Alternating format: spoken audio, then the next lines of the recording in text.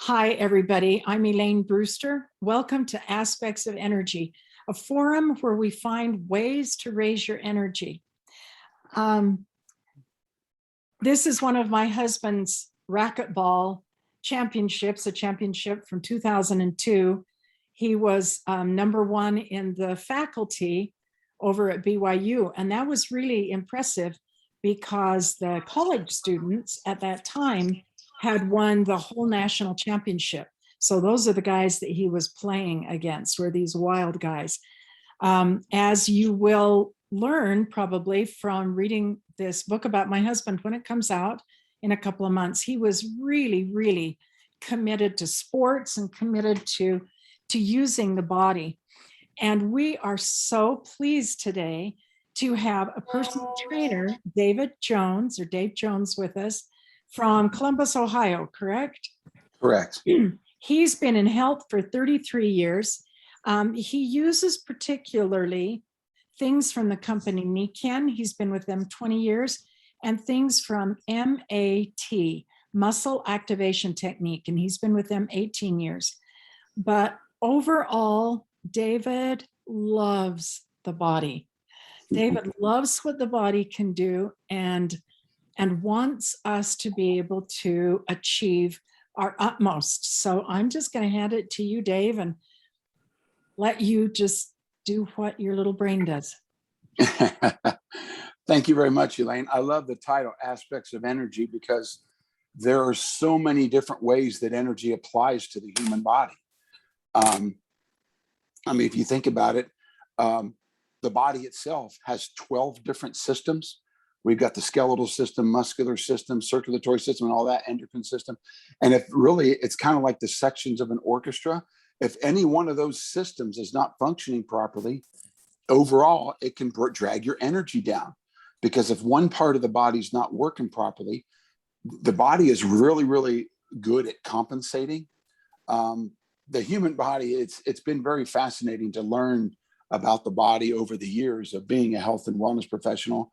I know even Dr. Oz, who you could argue is maybe the most famous and recognizable doctor in the world, on his own show, I've heard him say, the more we learn about the human body, the more we realize we don't know, because it was created by a far greater power than any human being. There's just so many things to learn about it.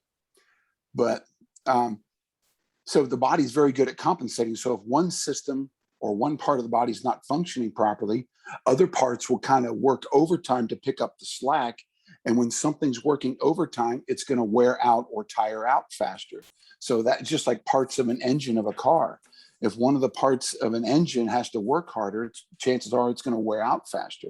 And you're going to, end up having to trip to your mechanic to replace that, or, and the thing is, and with the body, like our healthcare system, most people look at the where the pain is, or, most people look at the health challenge. The doctors will look at what they diagnosed you with and say, that's your problem. And the symptoms and the condition is not your problem. That's your body's response to the problem. There was something out of balance that caused that response.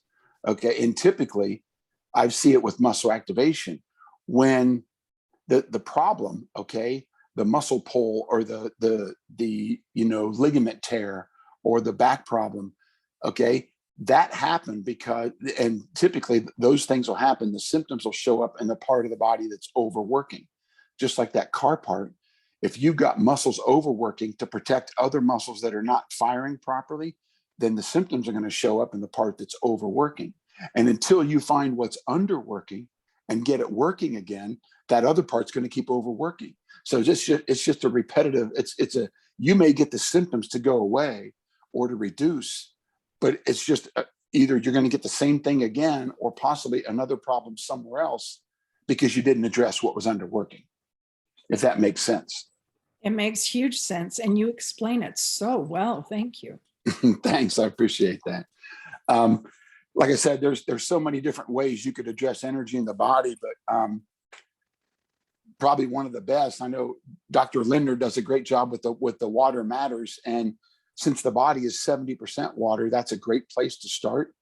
And like I was telling you, Elaine, just before we started, for those of you that joined, that were not on a few minutes ahead of time, one of my big pet peeves is in learning about the body. I agree with Dr. Oz. The more we learn, the more we realize there's so much more to learn. And there's one of my big pet peeves is when I see information being given out regarding the body or health and wellness. There's a lot of information that the public's not being told the truth about a lot of things. And right before we started at 4:00, it was 4:00 my time. I'm in Columbus, Ohio. But for example, most people think hydration, when they hear the word hydration, they think it's simply how much goes into your mouth. And it's not. Because I'm guessing with any of you on the Zoom right now, no matter what type of water you drink, the more you drink, the more you end up running to the bathroom, because hydration is how much gets absorbed into your cells, not how much goes into your mouth. So you're running to the bathroom because that's your body getting rid of all the water that it can't absorb. So if you're paying for water, whether it's those big blue jugs that you take into the grocery store empty and fill them up and bring them out, or you're buying cases of bottled water, or if you've paid thousands of dollars for a whole house water softening system or a reverse osmosis system, about 70% of what you paid is going in the toilet. And I say 70% because I was sharing with Elaine, there's a type of muscle, again, applying energy to the body. There's a type of muscle testing that's really, really fascinating. It's called applied, APPLIED, kinesiology. Kinesiology is the study of movement or muscles. And you can go on YouTube and do a search for applied kinesiology. Many of us that are familiar with the company Nikken, we've done this on a basic level over the years, testing people as they stand on magnetic insoles or as they put a magnetic product on their body. You muscle test them before and after that product is on their body, and you see a huge difference. Okay. Well, the body is responding to the energy in that product.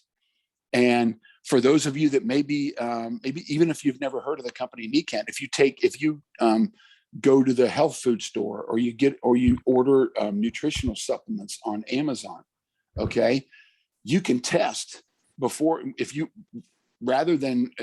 curious and want to know if you might be wasting your money, you can take any supplement. I'm going to use my water bottle as an example. You can hold that supplement right against your heart, slightly left of your sternum. Take your other arm and hold it straight out in front or out to the side, and have somebody else count to 3 and push down on your arm. If your arm goes down, your body is saying that product that's against your heart is no good, because when you aligned it with your heart, it made you test weak. Now, if those of you on the Zoom, if any of you have never heard of that, and you're wondering if what I just shared might be a bunch of hokey, okay, might sound a little hokey, you can do this with fruits and vegetables. You can do it with food, okay, just plain common sense. We all know fruits and vegetables are good for us, right? You can take an apple or a banana or a hunk of broccoli, hold it against your heart, and when you push down on that person's arm, it won't budge. When you push, it'll be rock solid, and when you let up, it'll kick. That kick is a natural neuromuscular response. That's your body giving that product a thumbs up, because when you aligned it with your heart, it made you test strong. Now, and then do the same thing with like a bag of M&Ms or a Reese's cup, and I guarantee your arm's going down. I know, it tastes good, but not so good for us. And with Halloween only a few months away, lots of candy consumption, but stay away from the sugar, you guys. Sugar is the enemy. But no, it's really fascinating. And what I was sharing with Elaine right before we started, I was in an event in Utah in February of 2019, and I saw a physical therapist. A woman had been a physical therapist for 40 years. I had done that basic level muscle testing for many years, but at one of the sessions at this event blew me away. It was a physical therapist for 40 years. She was doing this on a massage therapist, 2 people that are very knowledgeable about the body. And she did muscle testing and it was Peggy Goodman testing Debbie Davis. Peggy got Debbie's body to tell her and this is so cool. If you want to know if any beverage is good for you, that muscle testing will tell you exactly what percentage of any beverage will get into your cells. I've done this on a lot of people, and like I said, I love learning about the body, and I had never seen applied kinesiology taken to that level. When I was sitting in the audience and I was watching this and I was going, this is so cool. This is so cool. I took it back with me to Columbus and I've been doing it on people ever since and blowing them away, because no matter what they drink, whether it's Gatorade, Pedialyte, for even, I know adults that drink Pedialyte because of the electrolytes. By the way, electrolytes, there's a good way and a not so good way to put electrolytes into a beverage. Just because something says it has electrolytes or trace minerals, I'm sorry, let me rephrase that. Alkalinity, alkaline waters become a popular thing. Well, there's a healthy way and a not so healthy way to create alkalinity. Just because a bottled water has the word alkaline on it doesn't necessarily mean it's good for you. Because if it's alkaline dead water, it's not getting into your cells and you're going to run to the bathroom. But when I've been doing that muscle testing on people, you name the beverage, Gatorade, Pedialyte, Dasani water, Aquafina, which is Pepsi's bottled water, Fiji water, no matter what, I've only seen one person absorb more than 30%, which means 70% of what they're paying money for is going into the toilet. But when I test them for the water from this Nikken company, which is called Pi Mag, every single person I've tested is above 95%. It's more than triple the difference. So with water, since the body's 70% water, water is one of the biggest ways that energy applies to the body, because any one of us, if you're dehydrated, if you've been out in the heat, taking a walk or taking your dog to the park or playing tennis, when you're dehydrated, what's one of the first signs of dehydration? Your energy goes way down, right? Nutrition. If you haven't eaten for a while, was one of the first signs, you're dragging, your energy goes down, you're dragging. So any of the 5 elements of nature, because the cells that make up our body, every one of those cells that make up, there's about 50 trillion of them. Every one of the cells that make up our body require energy. Okay. And those cells have to get the 5 elements of nature just to stay alive and function, which are air, water, food for nourishment, sleep so our body can recharge and repair, and natural energy. The energy of the earth, which is magnetism, North Pole, South Pole. Our cells have protons and electrons, and the energy of the sun. When we don't get any one of those 5 things, our energy goes down. We're dragging.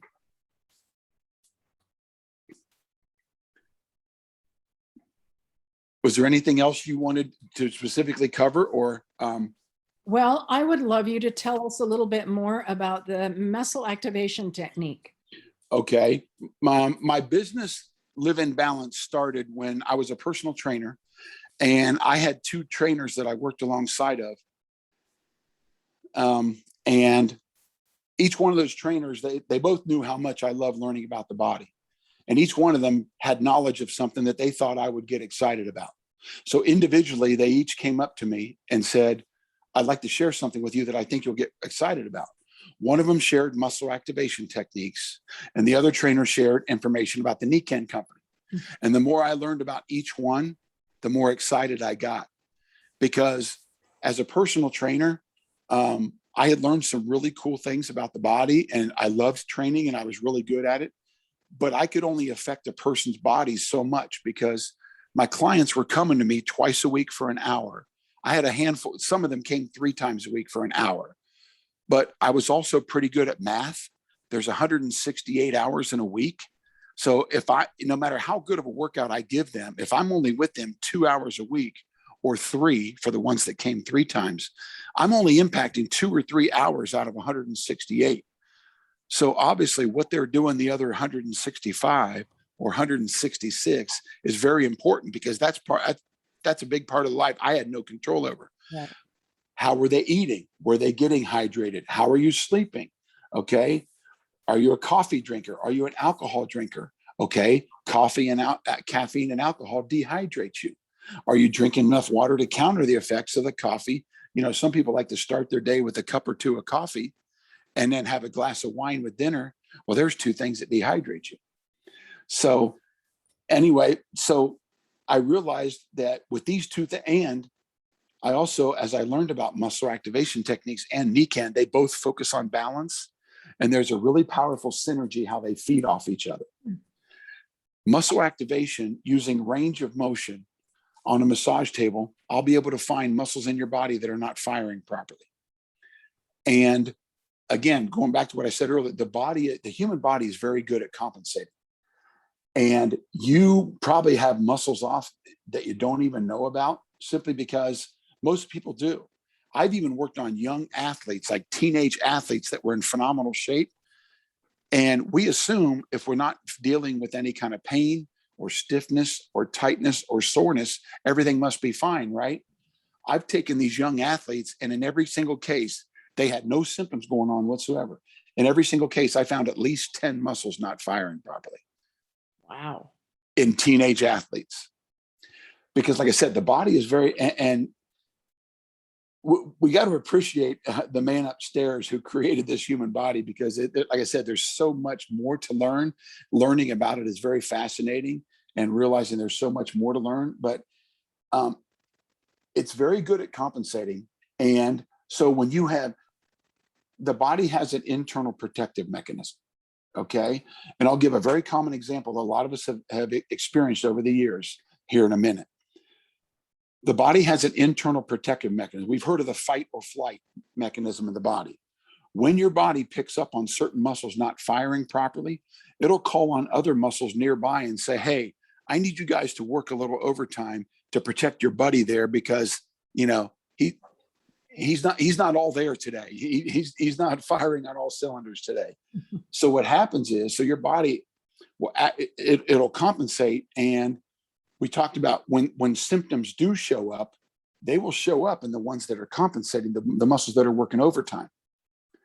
And the example I mentioned just a minute ago, anyone who struggles to bend over and touch their toes, if you feel a strong pull in the back of your thighs, our natural mindset, that's called your hamstrings, the back of the thigh. The natural mindset is to say, oh, wow, maybe I should do a yoga class, or I need to stretch my hamstrings. Stretching your hamstrings is the worst thing you can do. But you think that's the solution, because that's what you feel stopping you. You feel that grab. Well, that grab is your body stopping you from going to a position of weakness that could lead to an injury. Because if your body lets you go that far, you're not going to have any strength, and you're not going to have any stability. So the hamstrings grabbing, that's not your body telling you that you need to stretch them. That's your body saying, you're trying to go to a position of weakness that I don't want to be in, so I'm stopping you from going there. So that grab of the hamstrings is your body putting on the brakes. And this is one of the reason I'm taking the time to explain. This is one of the fundamental principles of muscle activation. Okay. Muscle tightness. And I played sports in junior high and high school, and I played football in college. And for years, we've been led to believe that if something's tight, you got to stretch it. Tight, stretch, tight, stretch. And that stretching is the key to flexibility. Range of motion is the key to flexibility.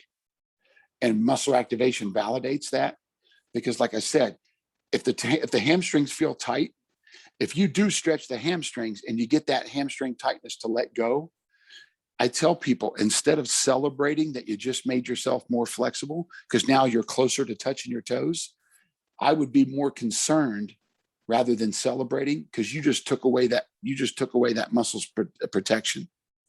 Okay, I've been thinking about what you said when we talked yesterday or the day before, but people need to stretch, and dancers stretch, and so it seems to me that there's a need for stretching somewhere in there. Maybe I'm understanding it incorrectly.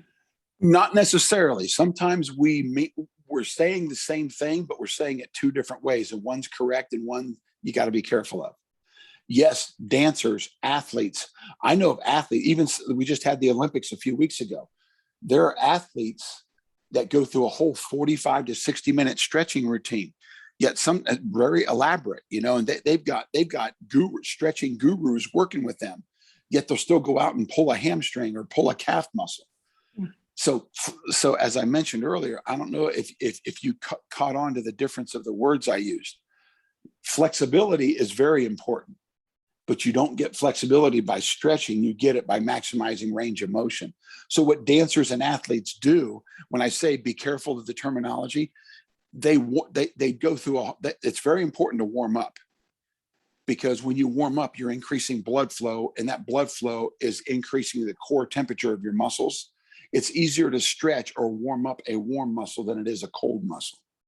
So you want to get the body moving, whether it's walking or just kind of walking and doing high knees, or just kind of doing some, reach the arms, and then, or doing some lunges, just some kind of controlled movement that gets the blood flow and that'll warm up that tissue.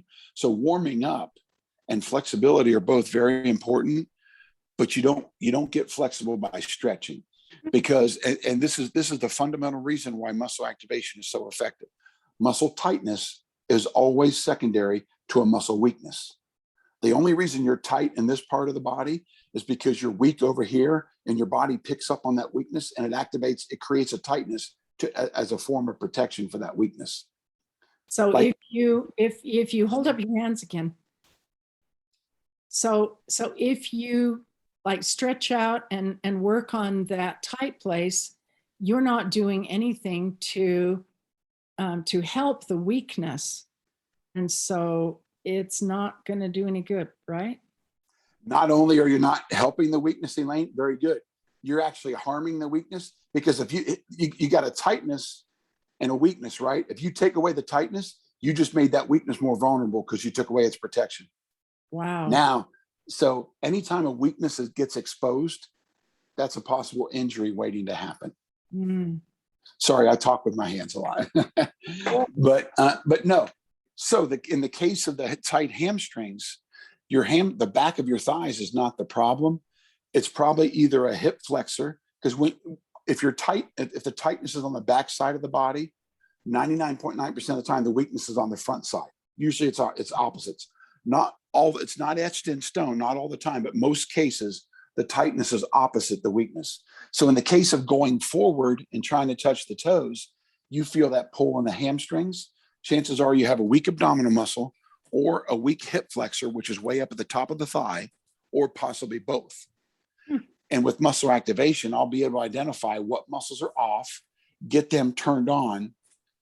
And then I've taken, and this is how powerful the response can be. I've taken people that were this far away from touching their toes, like a good 10 or 12 inches, their fingertips were maybe halfway down their shins. And when I corrected the muscles that were off, boom, every one of them touched their toes. They went from this far away to touching the toe. It wasn't like they were only an inch or two away. They were 10 or 12 inches away and got to their toes. That actually, sorry. Tell them I said hi. Yeah. Scam call. I actually had that happen to a professional golfer here in Columbus. He was on the senior PGA tour. The guy's 50 and older. He's about 6'5". He was on a national championship. Ohio State golf team won the national championship back in 80 or 81. He was on that team. He was on the senior PGA tour, and I had done muscle activation on the guy who was giving him instruction, the golf pro. And that guy had been teaching, he'd been teaching golf for 40 or 50 years. He's very reputable. And he knows Jack Nicklaus, who's here in Columbus, Ohio. Jack Nicklaus is from Columbus, and on one of the suburbs, it's called Muirfield. He has a PGA tournament every year. It's the weekend after Memorial Day. It's called the Memorial Tournament. Well, I had worked on twice on this golf instructor. His hips were tight. Well, instead of stretching, which I told him not to do, okay, I did range of motion and opened up his hips. Well, you're in a golf swing. I said, well, if your hips are tight, I imagine that affected your golf swing. He said, yeah, my body can't get into the follow through position. Oh. And that's a key part of the golf swing is the follow through. And so I said, well, I'm guessing, since that's a key part of the swing, I'm guessing that affects how you hit the ball. He said, yeah, I hook everything, which is when your ball keeps going to the left. So I did range of motion on him, found the muscles that were off, corrected them, opened up his hips, and I was working on him at his golf center. Mm-hmm. So I said, well, let's see how you hit the ball now. Let's see you swing a club. And after correcting the muscle imbalances, we walked over to a tee where he teaches, and he grabbed like a 6-iron or something like that. He hit about 8 golf shots. You couldn't shoot an arrow any straighter than those golf shots. It definitely corrected his hook because his body was able to go into it was able to make the whole golf swing and go into the follow through. So, and any sport, whether any of you guys on the Zoom or whether you play tennis or golf or softball, bowling, any activity, okay, sports boils down to one thing.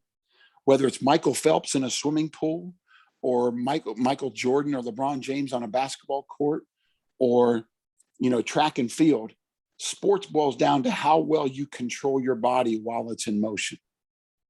Think about it. Whether you're hitting a tennis ball, a golf ball, you're swinging a softball bat, or you're throwing the bowling ball, you're letting the bowling ball go down the alley and hopefully knocking down all 10 pins.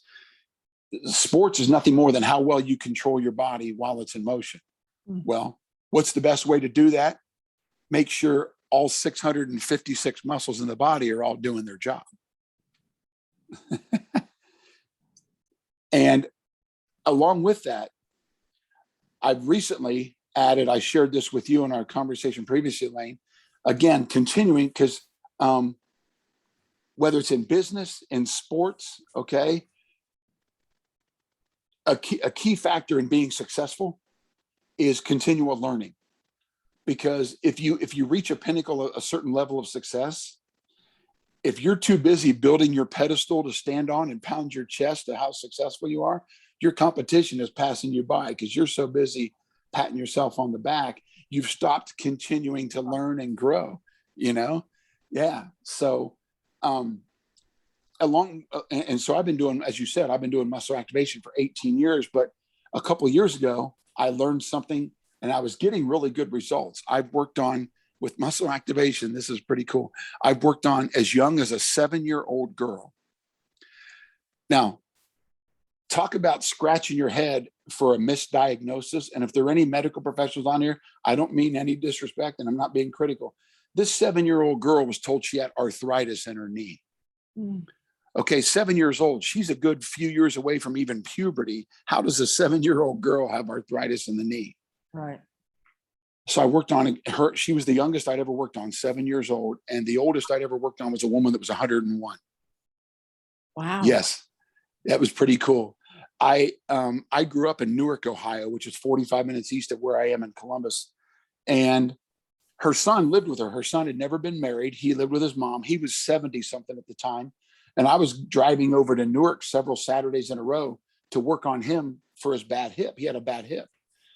And I knew the people that run the company he worked at. I know them. So they gave him my name and number. And he said, David Jones could possibly help your hip. So I was on Saturdays, I was working on him and his mom was sitting there on the couch watching.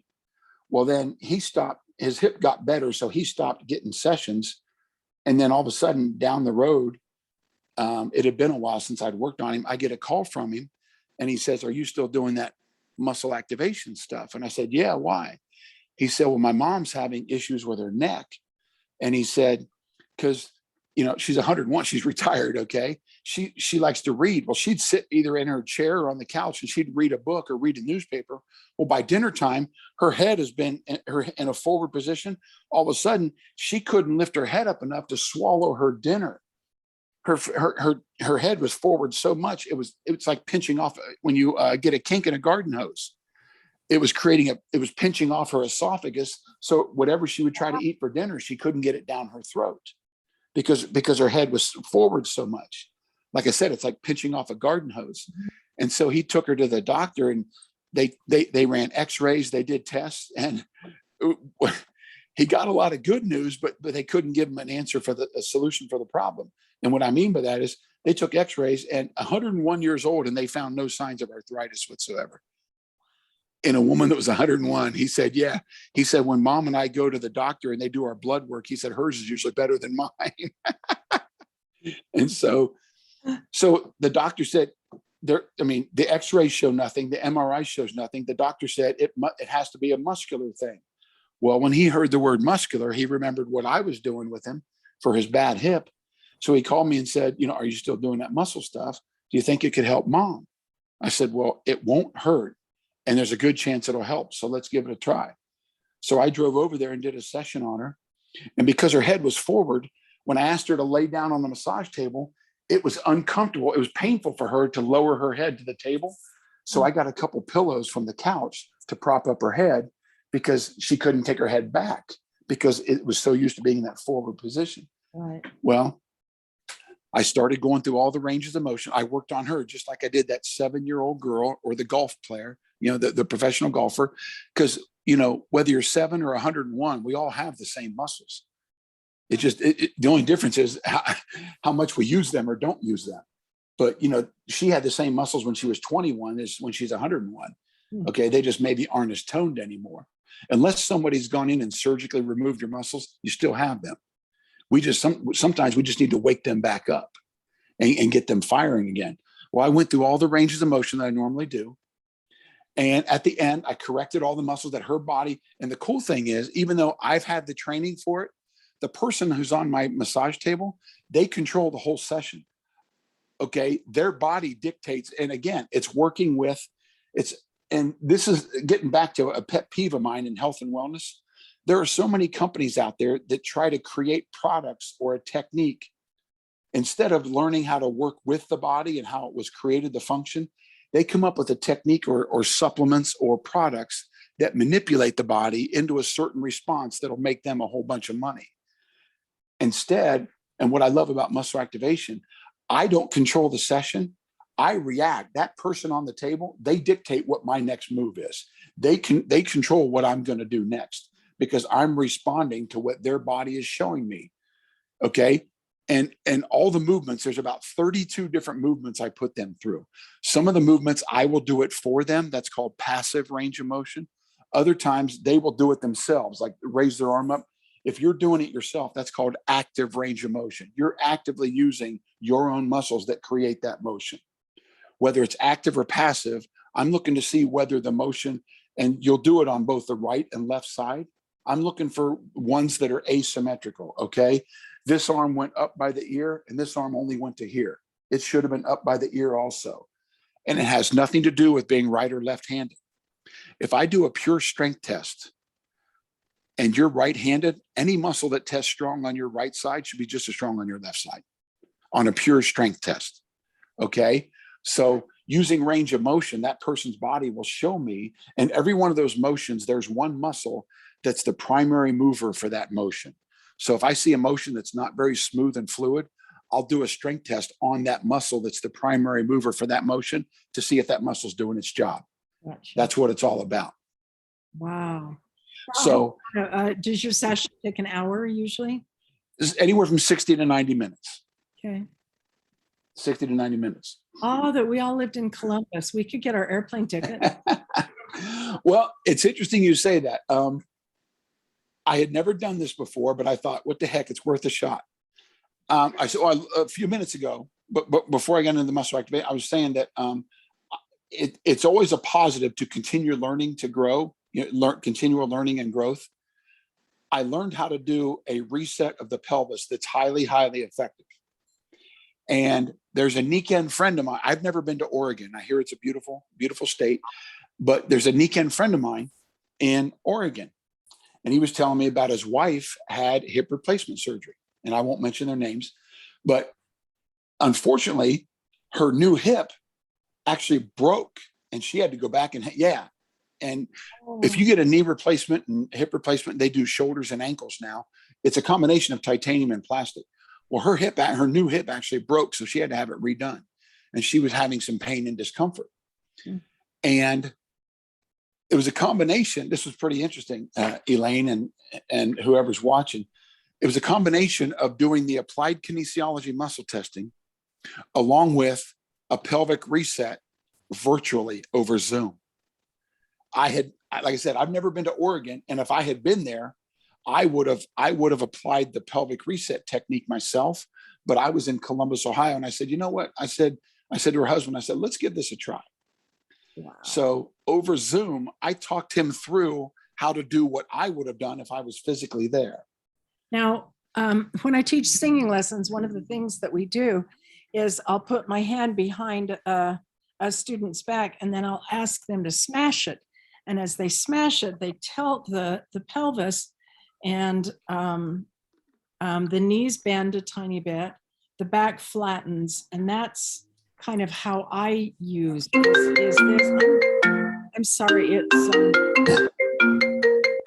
I don't know. I know how to stop my phone, but I don't know how to shut off my computer without making everything silent. Anyway, so how is your pelvic reset different than just a pelvic tilt? Well, a pelvic tilt is, I mean, if the pelvis is not properly aligned and you're doing a pelvic tilt, you're moving the pelvis, but it's still out of alignment. And the pelvis is absolutely critical. Okay. Every chiropractor knows this because they work with the pelvis as they're adjusting and realigning. The pelvis is so critical to the body because applying some basic physics to the body, it's your body's center of mass. And a good analogy for that, if you're going to hire someone to build you a home, to build a new home for you, if they don't do the foundation, if they don't do the foundation right, it doesn't matter how well they do with all the framing and the drywall and all the fancy stuff, it's sitting on an unstable structure, right? Well, if your pelvis is not right, it can set off a chain reaction of issues that go clear up to your neck and shoulders or down to your foot and ankle, like sciatica. Or for some people, it goes both up and down. So getting the pelvis right can just like dominoes falling. I've worked on people that their pelvis was off and they had a whole bunch of muscles off. And simply by correcting the pelvis, all of a sudden, I wrote down, I have a sheet that I follow. I wrote down every single muscle that was not firing properly. Once I corrected the pelvis, I went back down that sheet one muscle at a time. I checked every single muscle. And in some cases, every muscle that was off, all of a sudden flipped on just from the reset of the pelvis. Oh, wow. And in some cases, I've had people with more than 20 muscles off. And when the pelvis got reset, like I said, one by one, I went back and I did a strength test on every one of those 20 plus muscles that were off. And it was like dominoes falling, boom, boom, boom, boom. Every one of them flipped on. It was so cool. And the interesting thing, and I've had people tell me that they've had a pelvic reset done by other professionals. And they've said, David, the pelvic reset I got with you was much more effective and longer lasting. And the interesting thing about it is the person on my table, they reset their own pelvis. All I do is put my hands in a certain location. Okay. And the way I do it is if you're lying on your back and you bend your knees with your feet still, if you're on the floor, your feet will be on the floor. If you're on the table, your feet will be on the table. But if you bend your knees, okay, and then the reset that I learned, and I was already getting some very positive results with the muscle activation sessions. When I implemented this pelvic reset into it, it took my results. I was getting to a whole new level. And if you lie down and you bend your knees, and then you try to pull your knees apart for 6 seconds, but somebody else puts their hands on the outside of your knees. So even though your knees are trying to go apart, their hands are stopping your knees from actually moving apart. So the space between your knees doesn't change. It shouldn't get bigger and it shouldn't get smaller because you're trying to pull your knees apart, but a person has their hands on the outside of your knee, stopping your knee from actually going out. Okay. You do that for 6 seconds, 6 times. And for the first 3, I had the person give me about a 50% effort, give me about half of what it would feel if you're giving me everything you got. And then the second 3, that's called an isometric contraction. You're trying to create movement, but the person's hands are stopping movement from happening. So isometric means your muscles are contracted, but they're not changing length. Iso, same, metric, length. Okay. Isometric means your muscles are contracted. If your knees are moving out and in, that means your muscles are lengthening and shortening. But on an isometric contraction, your muscles are contracted, but they're not changing length. Okay. So for 50% effort, you try to pull your knees apart for 6 seconds. You do that for isometric 1, 2, and 3. And then for 4, 5, and 6, each one for 6 seconds, you give me about 75% effort. Okay. And then you do it 6 times where the person tries to pull their knees together and the other person has their hands on the inside, okay, stopping your knees from actually moving toward each other. Oh, we just lost him, but we got that. Hattie Jane, you've got a question. If you want to unmute. Yes, I can see the body resetting. I can see the muscles. I know things rebalancing. Sometimes I've seen when they've rebalanced and doing so forth, that it doesn't hold because of practice of activity or way of sitting or whatever else. They go back into a posture line that forces a re-imbalance. Have you found that? And have you found there's a time element to evaluate that? Yes. And good question, Hattie Jane. As far as a time element, I can't say one amount of time because everyone's different. There are people that are, now, are you talking specifically about the pelvic reset or muscles or correcting muscles that are shut down? First, correcting muscles that are shut down. Okay. Now, and that's a great question. And at the end of every set, especially when I'm working on somebody for the first time, I often get that question. It's like, okay, I feel great now because you've turned on the muscles that were shut down. How long are they going to stay turned on? And and I'm all about truth and honesty. Okay. The honest answer is I say your body has the answer to that. Okay. And I've had some people when we corrected the muscles and they've held for several years. And I've had some people where they felt good for a few days and 3 or 4 days later, they shut back down. Now, if the muscles shut back down, that doesn't mean that the session we didn't work. That just means that person's body, it needed to be reinforced another 1 or 2 times, and then it held really well. But here's the thing about that, okay? Tied to your question, you ask a really good question for a number of reasons.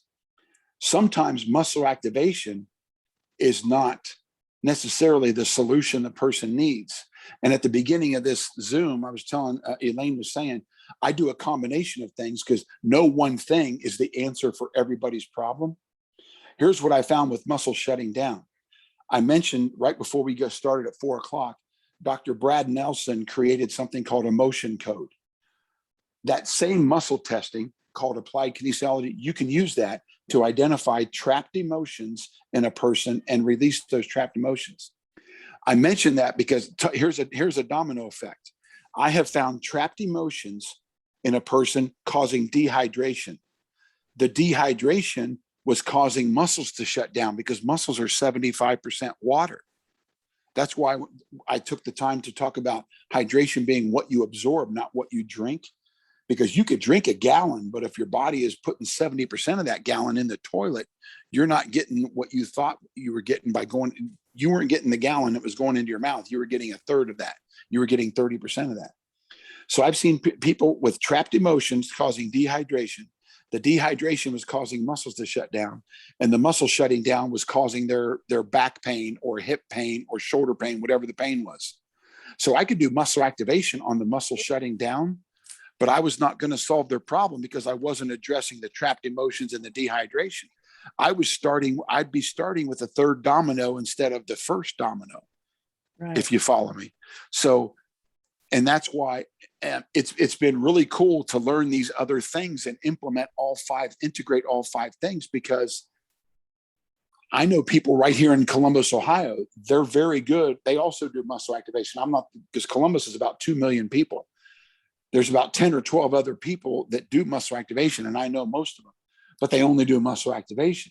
Oh. So if a person's, so here's the thing, okay? If you're truly got into that field to want to help people, if you're doing muscle activation and not solving their problems, are you really wanting to help that person, or do you just want that person to keep coming back to you for more and more sessions so you can pay your bills? You know what I'm saying? So it's been really interesting to be able to integrate the trapped emotions causing the dehydration, causing the muscle imbalances that were causing the back pain. Right. And now the pelvis. Okay. There's a back condition. I won't name it because I'm not a medical professional. I don't want to sound like I'm making a medical claim, but your spine has curves forward and backward. There's a back condition where your spine curves side to side, and it's not very good for your back when it does that. I won't name the condition, but I've worked on 3 women that have had that for many, many years. And in all 3 sessions, their pelvis was off. And I did the pelvic reset that I described. They tried to pull their knees apart for 6 seconds, 6 times, and then pull their knees together 6 seconds, 6 times. with my hands providing resistance. In all three cases, their pelvis got reset. Now, this blew me away because one of the women, her husband was 2 years behind me in high school. I've known him for many years. And she went to a nearby high school from where I grew up. She had had this condition for 30 years. She'd been in 2 car accidents, had fibromyalgia, and this other back condition, and she'd been in pain and discomfort for 30 years. I'd worked on her husband and their son for many years, but I never worked on her until the day after Thanksgiving of 2019. I worked on her. I corrected the pelvis, did all the ranges of motion to find the muscles that were off, did the pelvic isometrics to reset her pelvis. And that day after Thanksgiving of 2019, she got off the table and I said, you know, you've been horizontal on my table. Let's get you up and get you walking, so get some blood flow into your lower extremities because you've been horizontal for 60 to 90 minutes. So as she's walking around, I said, how do you feel? She said, I feel pretty good. And her husband's on the couch nearby. He said, well, I'm glad she feels better, but I'd like you to come back and work on her before Christmas. Well, in 2019, Thanksgiving was on the 28th. It was later than usual. So I was there Friday, the 29th. Christmas that year was on a Wednesday, and I came back the Sunday before Christmas. So it wasn't even 30 days later to work on her, like her husband asked me to come back and work on her before Christmas. I was setting up my table to start that session on the Sunday before Christmas. And her husband looked at me and said, oh, David, by the way, she doesn't have that back condition anymore. I looked at him. I had the same reaction, Lane. My chin dropped. I said, dude, no way. I said, she's had it for 30 years. It doesn't just go away like that. He said, I'm telling you, I knew where every one of those curves were and I can't find them. Wow. Reset the pelvis. He's telling me she doesn't have that back condition and she'd had it for 30 years, one session. And the other 2 women that had it, they both said the same thing. They didn't have it after their pelvis got reset. That's So wonderful. your pelvis is extremely critical. So getting back to Oregon, so virtually over Zoom, I talked that husband into how to doing those isometrics, and virtually over Zoom, we reset his wife's pelvis. Yay. It was cool. It was really cool. Way cool. You've It was very- extended yourself. Giselle, Yeah. Bill, did you have a thought? All right, you gonna joke it. Well, this is the first time we've heard of muscle activation. So we're in Canada. Okay. How do we find one of you? You're in Columbus. Can we, okay, one question first before you answer that. Can we work with you over Oh, like this? over Zoom. Over Zoom, Zoom? for doing the pelvic reset, yes. For doing, and it's Bill and Giselle, right? Yes. You can actually find, if there's a muscle activation specialist in your area, the website that the guy who created it is in Denver, Colorado. His name is Greg Roskoff. And the website is muscle activation, all one word, muscleactivation.com. And on there, up near the top, there's an option to find a specialist. You can find a muscle activation specialist, and it goes through, it lists them by alphabetically by all the states in the United States, but also in Canada. There are several throughout Canada. So you can go on the website and find a muscle activation specialist. But what 2 things we can do over Zoom is that the applied kinesiology, if you go on YouTube and you do a search for applied APPLIED kinesiology, We're familiar. you'll see different forms of it. Well, when I'm with the person, I like to do it where I'm pushing on their arm because I want them to experience it with me. Because if they've never experienced it before, I don't want them to think I'm some kind of voodoo person or, practicing witchcraft or something like that. I want them to experience it with me. But I can do it virtually when I'm not physically there. I don't know if you're familiar with this technique where you take your thumb and your middle finger and you make 2 rings. Yeah, you ask a yes or no question and then try to break the chain. Yes, we're familiar. Okay, so we can do. We're with Nikken, so we use this. Okay. So virtually, I can do muscle activation virtually, where number 1, we can find out if your pelvis is off. I ask a yes or no question. And for those of you on the Zoom, if you're not familiar with this, like Bill and Giselle are, if you ask a yes or no question, okay, I'll do it like this. I ask a question like, my name is David, okay? And then you try to forcefully break the chain. If the chain doesn't break, that's a yes answer. If the chain breaks, that's a no. Okay, you can, if you're learning this for the first time, you can play around with your own name or the day of the week. My name's David. My name's David. My name is Bill. My name's Kevin. My name is Steve. My name is David. Okay, and or the day of the week. Okay, and so I can do that, and it'll tell me if your pelvis is off, and also if you have muscles off because of the pelvis. So it's possible that we could correct muscles and pelvis without even having to physically be there to do a muscle activation session. Because like you heard me say, sometimes when the pelvis gets corrected, like dominoes falling, all the muscles that were off, all of a sudden, it's like flipping a bunch of light switches. All of a sudden, just one thing after another, each one of them flips on. So it's possible that just correcting the pelvis, you know, either Bill, if it's your pelvis, either Giselle doing that, or if she's not able to apply enough pressure, because you're giving 50% effort and then 75, but you want to make sure the knees don't move in either direction. They stay the space between the knees will stay the same. Whether they're trying to pull the knees apart or pull their knees together, the space between the knees should stay the same. Okay. So. And that's what you were saying, that it should be about 6 seconds, hold for 6 seconds, 6 times. Yeah. So the person will try to pull their knees apart with a 50% effort, and they constantly pull the knees apart for each one for 6 seconds. And they'll give about a 50% effort on the first 3 isometrics, and the second 3, they give about 75. But in each case, they're pulling their knees apart or together for 6 seconds. Because of Giselle's arthritis, she might have a hard time even getting down to do that. But I know I have a pelvis problem, into a sciatic, into a hamstring, and it's affecting my life and my golf quite bad. He's an avid golfer, so it's affecting his golf. Yes. However, 2 more questions. Okay, first one, you're not a fan of static. I know, I understand what you're saying, dynamic. I do lots of dynamic stretching, motion stretching. And later on in the day, I like to do a little static. Are you against static altogether?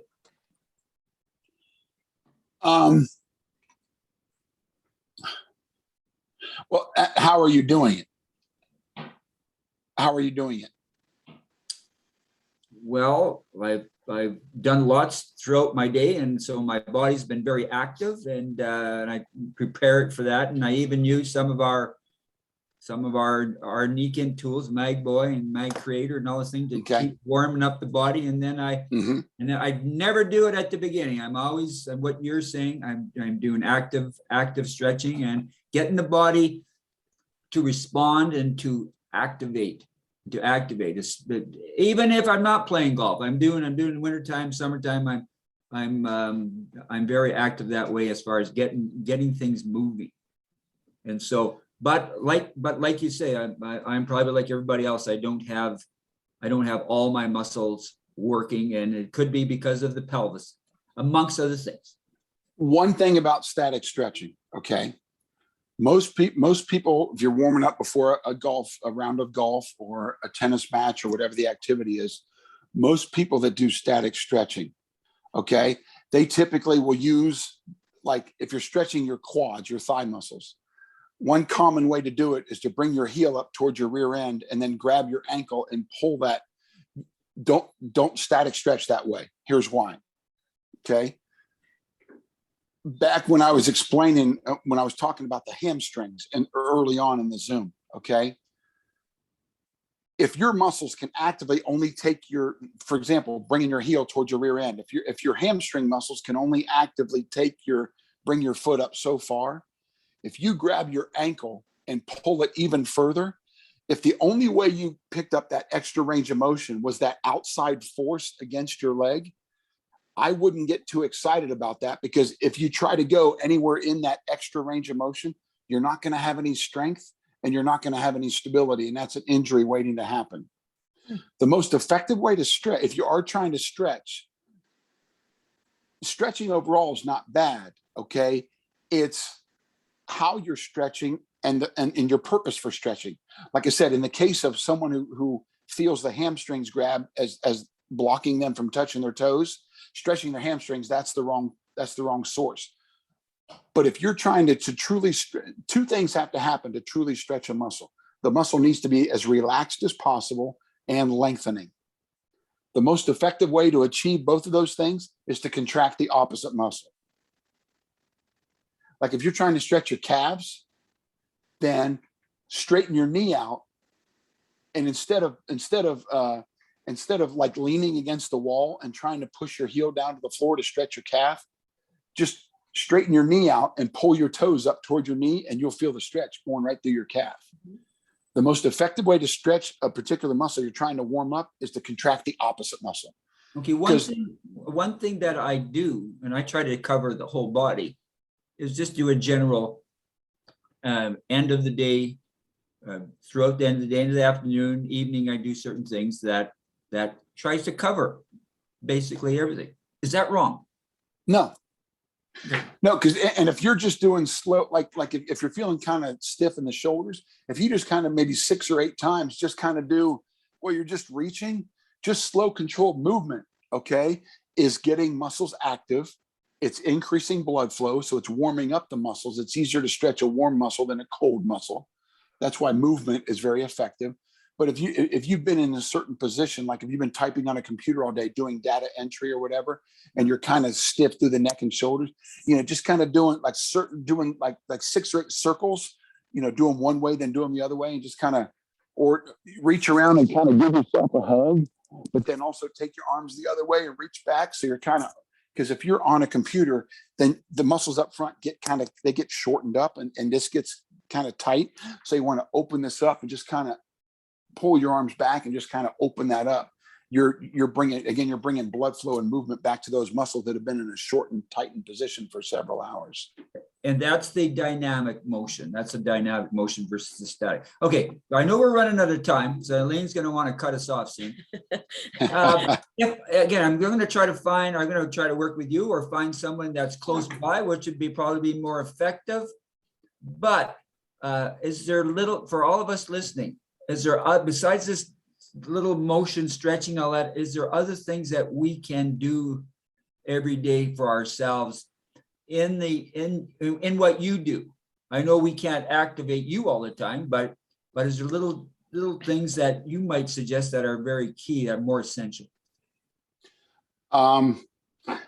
As far as assessing whether the pelvis is correct or not, it's kind of hard to do a self-examination, because when I assess someone's pelvis, it's very simple, but it's hard to do to yourself.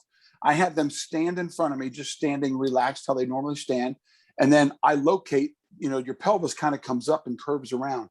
I locate where that bone is on one side of their waist. And then I locate where it is on the other side.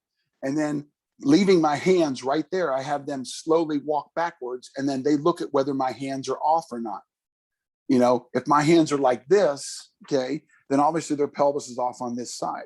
Your pelvis is always off on the side that's lower, because anything with weight, gravity pulls down on anything that has weight. So the problem is going to be on the side that's lower. Okay. It's kind of hard. I mean, other than like you doing it to each other, if you just, one of you stands in front of the other, put your hand on that pelvic bone on the side, put your other hand on the pelvic bone on the other side, keep your hands right where those bones are, and have the person slowly walk backwards and see. If the pelvis is off, we could try to do a pelvic reset over a Zoom. I've got my own Zoom address. I'm happy to give out my email address if you want to email or I guess we could get Elaine to send us. Okay, that's fine. Yeah, either. Or you can That's fine. in the chat. Before we go, June and I and some of the others had a question on what Peggy Goodman was doing with Debbie Davis. So having seen Brad Nelson work before, tell me if I'm right at all. So he's maybe doing a strength, or Peggy's doing the strength test on Debbie. And so she's saying, maybe starting at the top, is 100% of this water being absorbed? Weak. So she goes down and says, is between 100 and 90% weak? Is between 90 and 80% being absorbed? Weak. That's how Brad's done it before.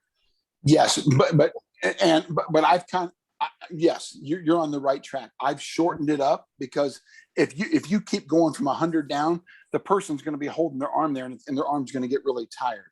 So to make it go quicker, here's what I've found to shorten it up. First of all, ask if, like when we do it for Nikken Products, ask if the person has a bad shoulder. If they have a bad shoulder on the right side, you don't want to push on the right arm. You push on the other arm. Right. And they can either do it with the arm out front or arm out to the side. It doesn't matter. But to shorten it up, with the water they currently drink, I start with 30%. So like I said, I've only seen one person absorb more than 30%. Wow. So like, hold your arm. I would say, indicate, is Elaine Brewster absorbing more than 30% of the water she drinks? And then I push and see what the response is. If the arm goes down, I know you're not absorbing more than 30%. I would then go to more than 25. If that's a yes, then you're somewhere between 25 and 30, 26%, 27. And I keep going. As long as I'm getting a bounce, I keep going until I get no bounce. Okay. So and then if I'm testing them for PyMag water, I start at 95 because every single person I've tested has been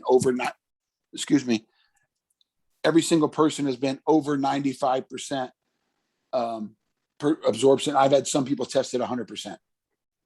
Can we do a self-test? Huh? Can we do a self-test? Yeah, do it with the interlocking rings. Oh, yeah. Well, first of all, here's the thing. Okay. Let me share this before we go, because this is important. Okay. You first, if you're going to muscle test yourself or anybody, or Bill and Giselle, if you're going to do each other, you first have to make sure your polarity is correct. Yeah. If your polarity is not correct, you're going to get the opposite answer. And here's how you do that. And Elaine, let me explain this real quick, because it definitely ties into energy, which is what this whole Zoom is about. Okay. We are full of protons and electrons, right? Every cell in our body has protons and electrons. Okay. And the way you test for polarity is the exact same concept of how batteries work. The only way it's very simple, but very powerful what I'm about to show you. Because if someone's polarity is reversed and you're muscle testing them, you're going to get the opposite answer of what it should be. The only way batteries work is positive end of one against negative of the other, right? Mm-hmm. Well, here's what's fascinating. Here's, again, validation that the human body is all about energy. There's a positive charge at the top of the head, the back of the hand, and the top of the foot. There's a negative charge at the palm of the hand and the bottom of the foot. So when I test them, again, I ask if they have a bad shoulder. If they have a bad shoulder, I'm going to test the other arm. I'll have them put the palm of the hand on top of the head. That's negative against positive, and I test them. Well, if their arm goes down and they test weak, well, positive, negative is the only way batteries work. That tells me their polarity is reversed. So I'll validate that by having them turn their hand over. So the back of their hand is against the top of their head. That's positive against positive, and they'll be strong. Well, wait a minute. Battery-wise, that would never work. That tells me their polarity is reversed. Okay, if you get that, here's how you reset the polarity. You ready for this? Yeah. It seems kind of hokey, but this is correct, and it's very powerful. You would stand behind them with your right side lined up behind their left side. And I take my right hand, my first two fingers, and I tap 3 times on their left shoulder with my right hand. That resets their polarity. Yes. I've been doing this for years. So if the palm, so test them with the palm of their hand against the top of the head, that's negative against positive. If they're strong, their polarity is correct. That's the only way batteries work. But if they're strong when it's the back of their hand against the top of the head, you'll need to go behind them and line up your right side behind that person's left. So your right side's behind their left shoulder. Tap 3 times on their right shoulder, on their left shoulder with your right hand, and then test them again. It'll be correct. Wow. Yes. Nice. Yes. I had that happen with a couple of people. It was disconcerting. Mm-hmm. Well, Dave, wow, you've answered a whole lot of our questions, and you've Forgive me. a lot more. Oh, Hattie Jane. Between short-term memory and not my rights and lefts, not always remembering which is what. Tell me again which shoulder I tap with which one? Left. Yeah. Left with right hand? You tap their left shoulder with your right hand, and your right side is you're standing behind them with your right side lined up with their left side. So I use the first two fingers on the right hand, 3 taps on their left shoulder. That resets the polarity. Oh, and June asked, when we're testing for how much water is being absorbed, are they holding a glass of water? No, Did they drunk them? No. you don't have to hold a water. Like I've had people that they may drink, the generic brand from that grocery store. Every store has their generic brand, or it may be Dasani or Fiji. They may drink Dasani, but so I first test them for the water they drink. And then, they don't have to hold any particular brand of bottled water. You just say the name. I can say, will Elaine's body absorb more than 30% of Dasani water, Aquafina water, Fiji, Nestle Pure Life, reverse osmosis, you name it. Pedialyte. Will Elaine Brewster absorb more than 30% of Pedialyte? And then you're always looking for that response. That kick, that's a natural neuromuscular response. I'm not doing it, and the person doesn't create it themselves. You just either it's there or it's not. Okay, and for those of you that aren't familiar with applied kinesiology, you can just play around. Just have a person say yes and push down on their arm. It'll be rock solid. Have them say no, push down with the same pressure, their arm goes down. Because yes has a positive energy to it. Because yes is associated with affirmation, approval, thumbs up. The word no is associated with rejection, being turned down, decline. There's a negative energy associated with the word no, and a positive energy associated with the word yes. Here's a stupid question. No such thing as a stupid question, Bill. To know if we're hydrated,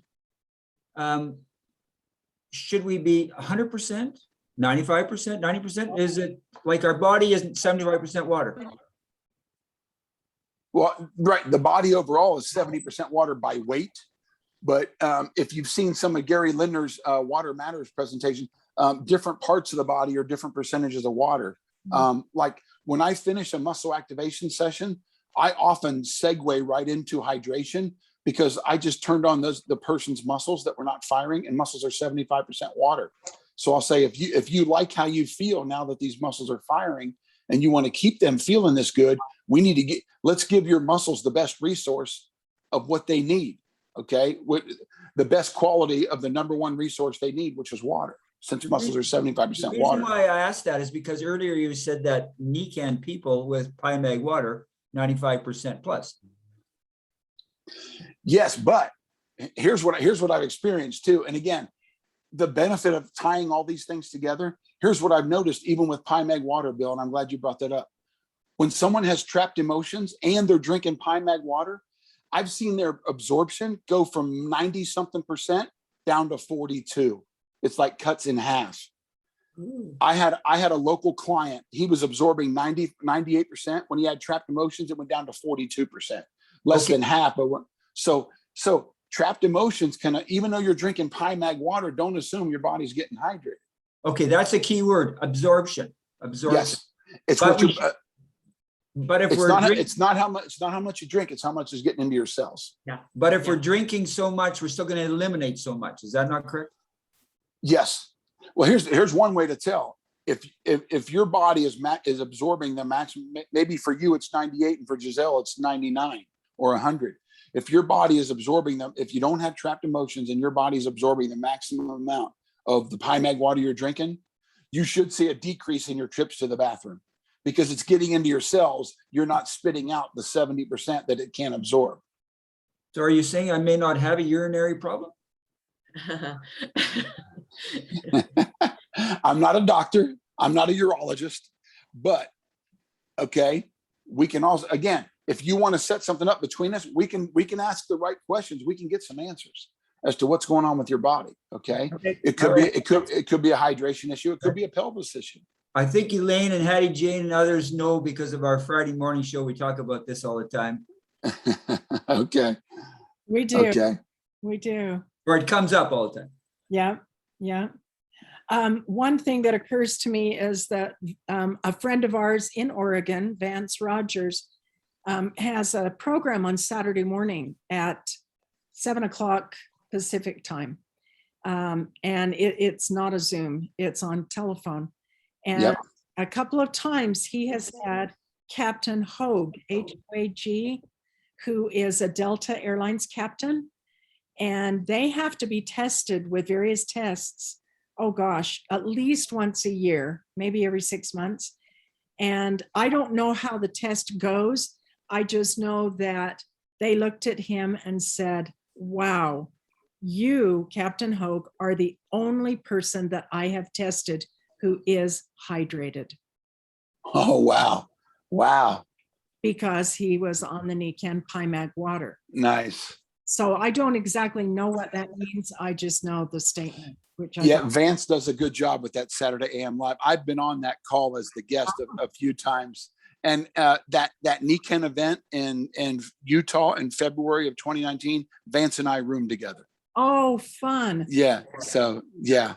Yeah, That was the he- first, and I knew of his call and I knew of him, but that's the first time we ever met in person. Really? Yeah, that was awesome. I That really was awesome. fun people too. Hey, well, I'm going to let you go. Thank you so much, David. This has been really interesting. And now we know more about our muscles and muscle activation technique and more about what we can expect from ourselves and that we can expect good things from ourselves. And how it all ties together. How Yeah. it all ties together. Yeah, So absolutely. that all makes us want to go out and smile. So I'm going to encourage everyone to go find someone to smile at because it will raise their energy and it will raise yours too. Absolutely. We'll see you later. Thanks. Thank Bye. you so much. Okay, bye.